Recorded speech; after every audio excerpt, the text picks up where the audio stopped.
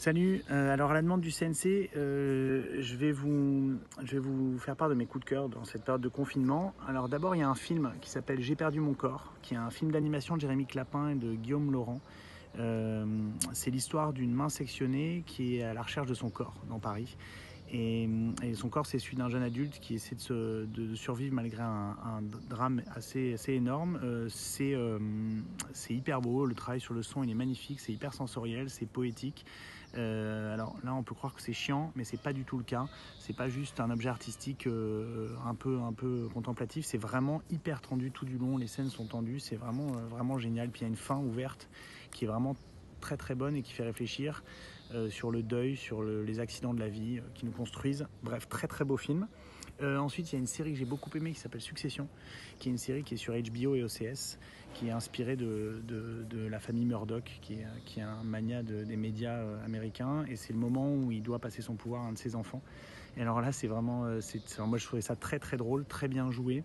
Voilà, et puis surtout, c'est la première fois que je regarde une série où j'ai aucune empathie pour aucun des persos, parce que c'est juste des sales personnes qui sont aigries, qui sont jalouses, qui sont violentes, mais en même temps c'est un peu des enfants d'un décor d'adultes qui essaient d'aimer, d'être aimés, mais qui sont sous l'emprise d'un père complètement pervers.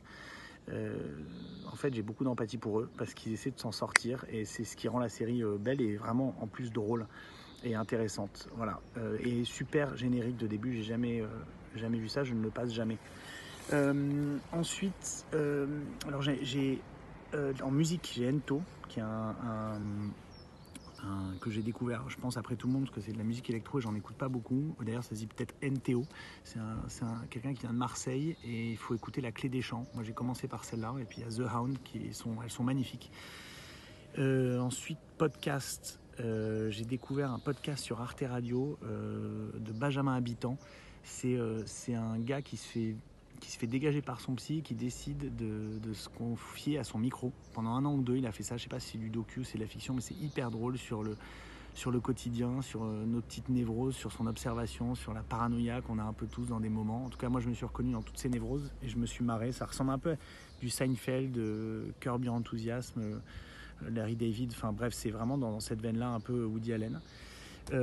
Et après en livre, alors j'ai honte parce que je me suis dit que j'allais relire Madame Bovary pendant ce confinement, parce que je me suis dit qu'au lycée j'étais trop jeune, que je comprenais pas, que j'avais pas assez vécu, et en fait malheureusement j'ai pas mûri, parce que à part des passages qui sont géniaux, globalement je me fais chier. J'ai lu que la moitié en 2 mois, c'est très descriptif, donc me jugez pas, je vous en supplie, je vous jure, je reviendrai avec plus de vécu et de culture, et j'aimerais Madame Bovary. En attendant, je lis Dracula de Bram Stoker, qui m'a été conseillé par Lionel Astier. Merci à lui parce que c'est vraiment très très très très bien.